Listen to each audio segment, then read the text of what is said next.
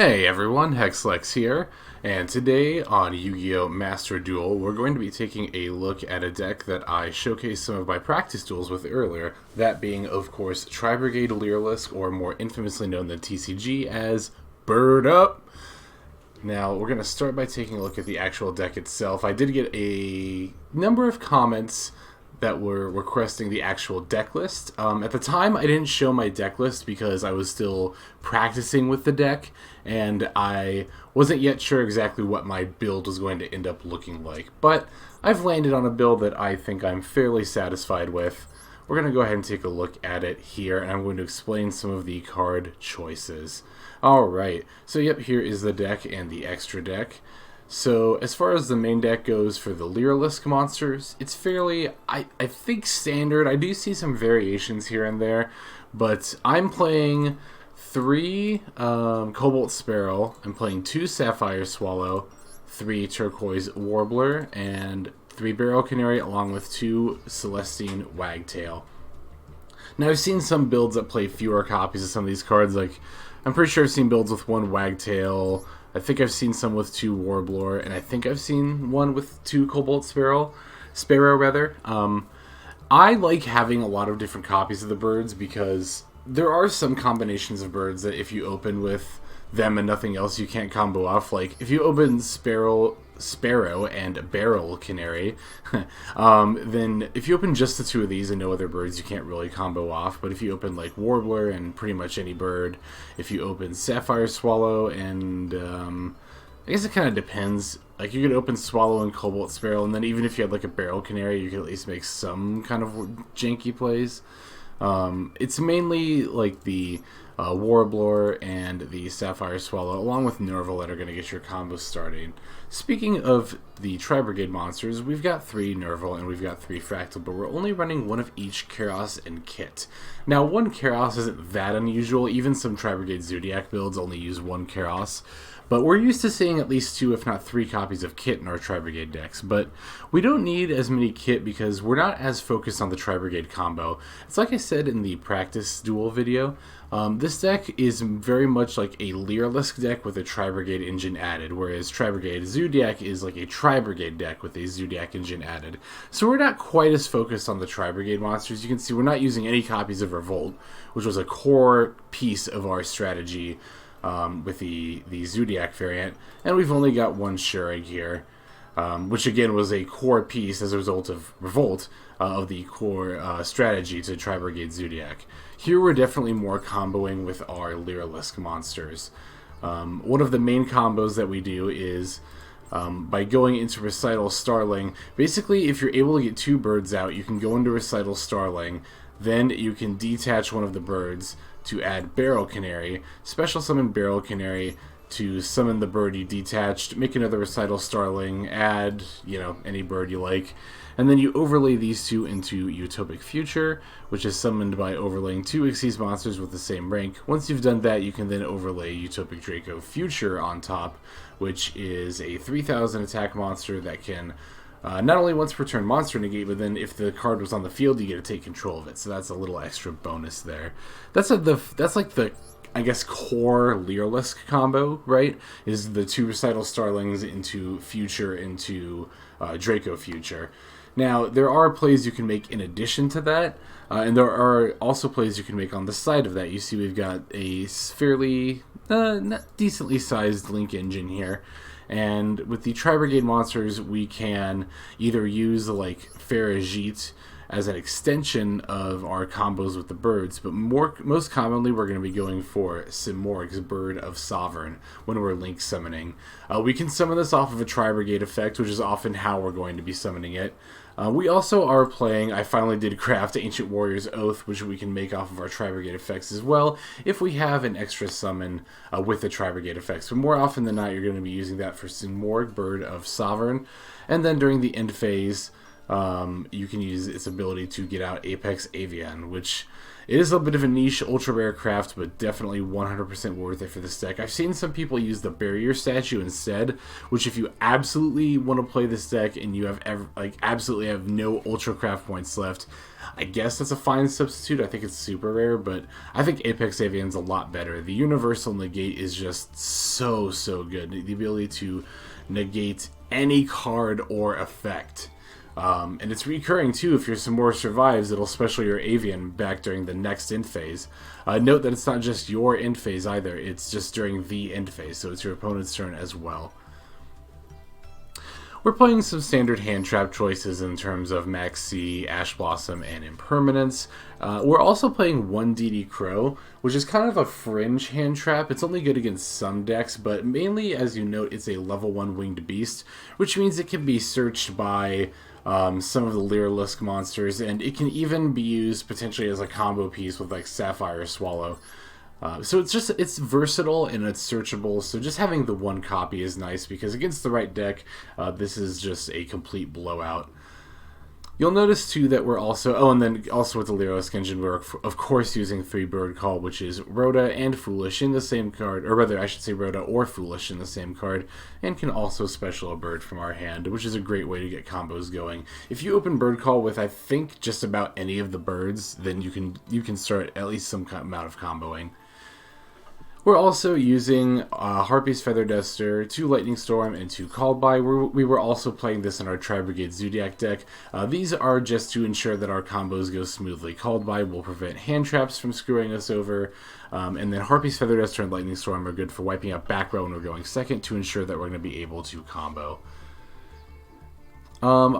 Again, I kind of brought this up in the last Bird Up video, but you know, there is often the question, like, what do you do when you get max seed? In this deck, you just have to stop, because there's no real combo you can do, except for maybe some fringe Tri-Brigade combos. There's no, like, Lyrilusc-based combo you can do in a reasonable amount of special summons where you can get, like, a good board. Like, even the quote-unquote bare minimum combo, which is to make Draco Future, even that's already, like, what, 4 or 5 special summons at least, so yeah, if you get max seed and you don't have Called By to stop it, you kind of just want to stop your combo and just end your turn there.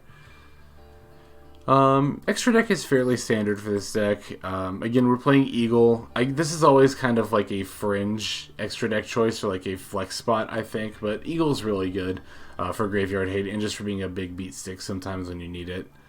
We've got Almirage, which will help us enable some Tri-Brigade combos, which can help lead into some Lyrilusc combos. The Downerd is to just give Zeus another material. Basically, if you're going to stack Zeus on something, you can throw Downerd on top of it first and give Zeus an extra material there. Like I said, I did finally craft Ancient Warrior's Oath. I also put this in my Zodiac Tri-Brigade deck as well. In that deck, I took out the Hammer Kong and put in this card, so I'm going to be trying that out. Okay, so I think that goes over, just about every single card in the main and extra deck. So without further ado, let's go ahead and take a look at a few replays from Platinum 1 during my playtesting of this deck. Although it's funny, right? Like, can you even really call it playtesting if I'm already at Plat 1? But, I mean, it is, you know, I'm practicing in the sense that I'm getting familiar with the deck. So let's take a look at our first replay here. You can see I've got 3 all queued up for us. And, yeah, I saved duels that were, you know, decent, that had some amount of back and forth, that were just me comboing and my opponent scooping, or me getting stopped and then scooping. Okay, so this is actually a going second duel against, I think this is another Gren Maju deck. That's right, I really wanted to show this duel because, you know, again, I see a lot of people when it comes to talking about this deck saying, well, how do I play through a bunch of back row? What happens if my opponent is playing a stun deck like this? You can see our opponent's going to get Fossil Dyna, Necro Valley, and then they're also going to have a bunch of back row, which is going to look really scary. And you might see this and get immediately intimidated and be like, oh, I can't do anything against this board. But we're actually going to be able to pull through, and I'll show you how. by ripping impermanence off the top, more or less. But our opponent did also flip a Macrocosmos, which is unfortunately going to cut us off from using Barrel Canary in any capacity. So I'm just going to summon Barrel Canary with Turquoise Warbler. Since I'm not going to get any Lyriluscs in the graveyard, I don't need to combo with it later. And with the Recital Starling that we're summoning, we can potentially get some combos with the Sapphire Swallow by adding Cobalt Sparrow. Jeez, I keep saying that. It's because of Barrel Canary. Cobalt Sparrow. I almost did it again there. But yeah, this is kind of like that basic Lyrilusc combo. I mean, this isn't the only one. See, this is why I'm still a bit hesitant to make a combo video with this deck. Not only am I learning it, but like there's so many different, like, there's a lot of different ways to get to the same end results, basically. Like I said, any Lyrilusc monster plus Bird Call can at bare minimum result in this Draco future, or maybe even more, you know, I don't know. Here I just go for the normal summon the Fractal to get rid of the Fossil Dyna. We'll attack directly with Utopic Future. Our opponent's got a couple of back row, which is a little scary, but not too bad. I set Call By just cause, just in case I need it for something. Yeah, one of it was a bluff, as you can see here. Opponent is flipping up Duality. They revealed Judgment Warning and Metal Reflex Slime. Now, funnily enough, I'm actually most scared of Metal Reflex Slime here, trying to figure out how I would get around that, but our opponent went ahead and picked Solemn Judgment anyway, so, you know, I was just kind of like, okay, that's totally fine. Yeah, again, yeah, if our opponent had picked Metal Reflex Slime and just summoned it in defense mode, I'm not sure off the top of my head how I would be able to get around that. Maybe our opponent's realizing that too, but yeah, we're just going to summon Fractal, run over Fossil Dyna, and then attack for game. So, you know, even if your opponent's got a lot of back row and is clearly playing like a stun or an anti-meta deck, even though we're like a very combo-intensive deck, as you can see, that's not necessarily a reason to be afraid of comboing. We want to be playing cautiously, like I mentioned in my Going Second guide. We always do want to be playing cautiously into back row, but that doesn't mean we have to, like, be scared of making plays at all. And we can even play around, you know, some people might see the macro get flipped up and be like, well, now I can't Barrel Canary, how am I supposed to combo? But, you know, it's important to think about, okay, what can we do under the current circumstances?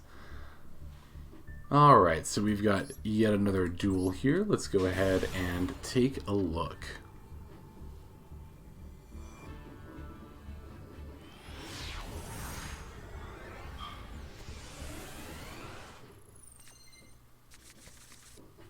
Ah, you see, now this is another situation I wanted to show off, because you see here, we're like, oh, I only opened one bird and like some Nervals and stuff. Like, this can't lead to anything, can it? Well, we can at the very least Nerval away or send our Nerval away with Almirage, right? That'll let us add Karos. We can send the spare Nerval with Karos. Karos' ability will let us summon Ferrigite, and now with Ferrigite we're able to summon our Cobalt Sparrow. With that we're going to add a Barrel Canary, and we're going to send Almirage away so we can open up one of our upper link zones, because we're about to go into Simorgh, who, as you can see, has all downward facing arrows. So we do not want to put Simorgh in one of our main deck zones. We have to put it in one of the extra deck zones. We're able to use Ferrigite to send away our Apex Avian, because we're going to get it with Simorgh from the deck anyway. And now we're able to Barrel Canary into an Ensemble Robin, which is able to bounce monsters that are special summoned. So here we kind of got like the quote-unquote back half of the full combo. The full combo, so to speak, is to go Recital Starlings into Utopic Future, into Draco, and then from there to do what I did here, which is to use a Tri-Brigade to summon Simorgh, and then after that we use Barrel Canary to get Ensemble Robin. Again, you can see that we didn't have multiple birds to get the Recital Starling combo out. We were so able to find a way into the latter half, so to speak, of the main combo. And with this negated Unizombie, between Simorgh summoning extra birds and we have Apex Avian out, I'm not particularly afraid of my opponent's back row. And in fact, I'm fairly confident in my ability to end the game on this turn. I'm going to go ahead and normal summon Wagtail because I don't really have a better play. Ideally, you'd want to special it, obviously, to get your Bird Call, but our opponent's just going to Solemn Judgment here, which is just going to put them in lethal range. However, in the interest of always making the optimal play, we're still going to play out our Barrel Canary here. Now we're able to get the Wagtail back and add a Bird Call as a result. I'm going to go for a second Recital Starling here. And I'm going to use her first ability is actually relevant to buff the Ensemble Robin so that she can attack over the Unizombie. Now from here we're able to add a Turquoise Warbler. I actually misplayed here. I was really trying to summon an Ensemble Robin, but I didn't end up leaving myself with enough materials to do it. Not that it mattered because our opponent Solemn Judgmented and we're able to just attack for game very easily anyway. So, yeah, that's again just goes to show that just because you don't open like a hand that's able to do a full combo or like a standard combo, doesn't mean we necessarily have to, again, just like mentally throw in the towel. I think that's one of my biggest pieces of laddering, especially around Plat 1 in general, is it's so easy to mentally give up before the duel is even over. If you get a bad hand, or if your combo gets interrupted, or if you misplay, it's so easily to then be like, okay, well, I've pretty much lost this game. I'll just click through my opponent's effects until they win. But no, we always want to stay mentally sharp. We always want to be playing to our outs. We always want to be looking for a way to win, because we can often find it in situations we normally wouldn't be, or we normally wouldn't think we would be able to. In any case, we have one last duel here. Let's go ahead and get started showing this one. Yeah, I don't know that my build is particularly like unique or special at this point. I might make adjustments where if I feel I need less copies of like the Lyrilusc monsters, I might take some copies out and then throw in some more like tech cards or cards that are good for going second, or maybe something like I've been debating crafting like crossed out designators so that I can stop my opponent's hand traps or that I have more options rather to stop my opponent's hand traps. Ah, yes, so we're going to be playing against dinosaurs here. We're definitely going to want to chain Max C to this special summon. It's going to be far from our opponent's first. Well, not far. They're only going to summon one more monster. They are going to try to activate Overraptor, but I'm going to imperm here because our opponent's only got 3 other cards, and I suspect there's a good chance our opponent won't be able to do much after I imperm the Overraptor, which does turn out to be the case. Yeah, I didn't even point out that we went first, but like I mentioned in the deck profile, we only opened Cobalt Sparrow and Barrel Canary, which is actually not able to do a combo. But fortunately, we drew some bird calls. Our opponent flips Called by here, which I'm not really sure why. I don't know if they thought it would stop bird calls somehow, or if they're just doing it to do it, but... Well, they can banish our Max C. We're going to go ahead and add Sapphire Swallow and then special Cobalt Sparrow, which is able to add a Turquoise Warbler, which is actually going to be relevant, even though we don't have any monsters to... Or rather, even though we have monsters on our field, so we can't use Turquoise Warbler's first effect, her second effect will still trigger when we special summon her with Sapphire Swallowtail. She'll still be able to special summon a Lyrilusc from our hand. From here, we have some fairly standard combos. We're just going into the Recital Starling play.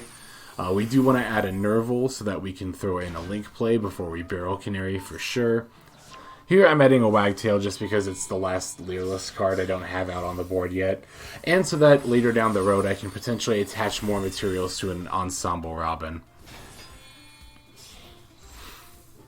As you can see, we're doing the standard, Utopic Future into Draco Future. From there, we're going to normal summon Nerval. Nerval's effect, I'm just going to go straight into the Ferrigite here. I actually thought I was going to go straight into the Simorgh, but I forgot that we're going to Ferrigite using Wagtail's effect to get a second bird call, so that way when we go for Simorgh, Ferrigite has a good target to send for her ability, and we get to basically draw an extra card.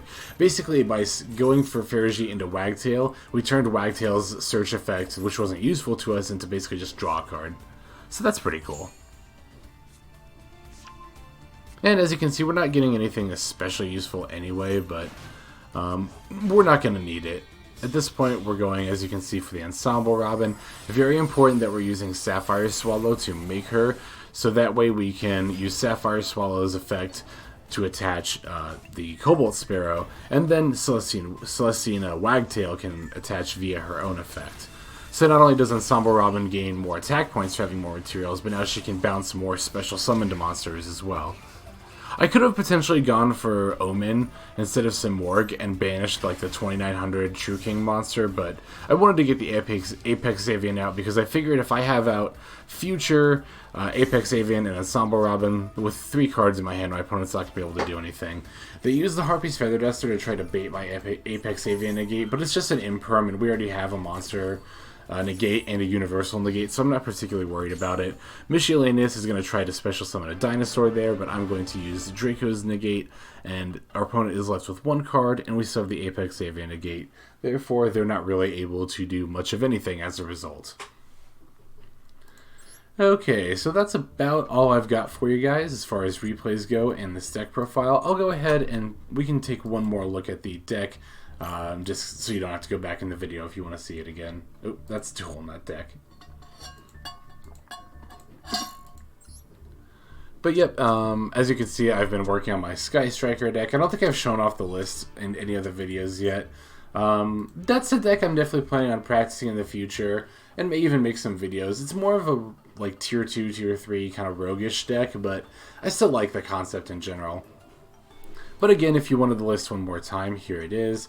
I'm fairly satisfied with it. Again, I am thinking of maybe dropping, like I'm thinking of maybe taking out a copy of Turquoise Warbler and possibly including like another tech card. Again, I've been debating using my 60 Ultra Craft points to make some crossout designators, because we're, like I said, we're playing the hand traps, Ash, Maxi, and I think crossout works on Imperm as well. Actually, let me look that up. But we're playing some of the hand traps that hurt us the most. And on top of that, you know, Lyrilusc is a very popular, so it's just a card, so I can negate Imperms. It's good to know. Yeah, and Lyrilusc and Tri-Brigade cards are really popular right now, so crossout designator only gets better the better of a deck or the more meta relevant of a deck you're playing, which is, again, another reason I'm considering it. But if I make those updates, I'll let you know in a future video where I'm showing off some more gameplay. We can take a look at the deck before we go into those games. But yeah, that's about all I've got for you guys today. Thank you, as always, for watching. Your support genuinely means the world to me. As of the time I'm recording this, my Zodiac Tri-Brigade video hit 10k views. That's the second one of these I posted now, which, you know, like I said before, when I posted that first Zodiac Tri-Brigade deck profile, I thought, you know, it'd be cool if this got 100 views. That would be cool. I'd be satisfied. And you guys have completely blown away my expectations. I feel like I say this all the time, but I also feel like I can't say it enough. Thank you very, very much for watching. This is Hexlex, signing out. Have a good day.